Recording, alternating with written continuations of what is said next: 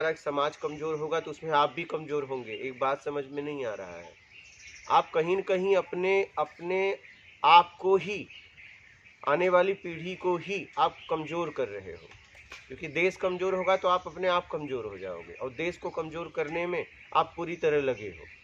आपको लग रहा है कि आपकी पीढ़ी, आप मजबूत हो रहे हो, लेकिन जब देश ही कमजोर होगा तो फिर आप तो कमजोर हो ही जाएंगे, क्योंकि देश में आप रहते हो, आप में देश नहीं रहता है। तो जिसमें हम रहते हैं वो मजबूत होना चाहिए ना। जिस गाड़ी में हम बैठेंगे वो गाड़ी मजबूत रहनी चाहिए ना।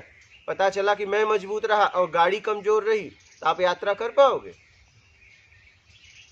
गाड़ी मजबूत चाहिए। आप कमजोर रहे तो ठीक है, वो गाड़ी लेके चली जाएगी, लेकिन आप मजबूत हो गए, गाड़ी कमजोर हो गई तो क्या गाड़ी यात्रा कर पाएगी? तो आप मजबूत हो गए, देश कमजोर हो गया, तो आपको लग रहा है इस देश में आप सुकून से जी सकते हो?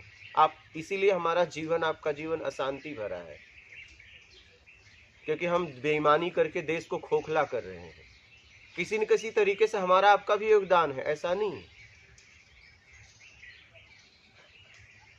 इसलिए बेईमानी से बचो, ईमानदारी, सत्कर्म जीवन में अपनाओ और आगे बढ़ो।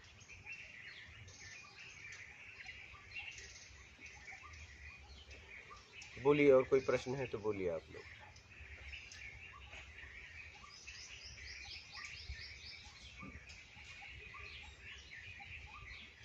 आपका है? बीमारी में जो गुर्दे जो टैक्स वगैरह चोरी करते हैं वो भी एक तरह से बीमारी है।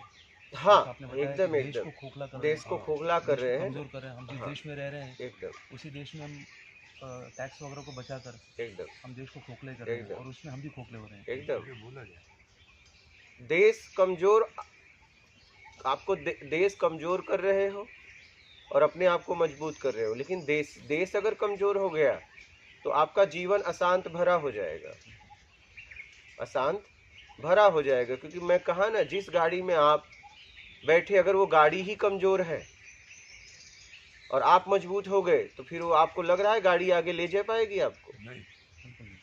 तो वैसे ही आज इस देश में अशांति इसलिए है कि लोग मिला जुला के बेईमानी कर रहे हैं। बात समझिएगा, आज हमारा आपका जीवन अशांत इसीलिए है।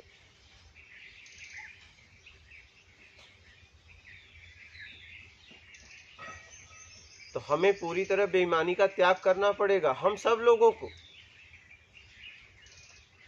अगर प्रसन्न भरा जीवन जीना है, सुकून का जीवन जीना है, तो हमें बेईमानी का पूरी तरह त्याग करना पड़ेगा, ईमानदारी अपनाना पड़ेगा और सत्कर्म अपनाना पड़ेगा।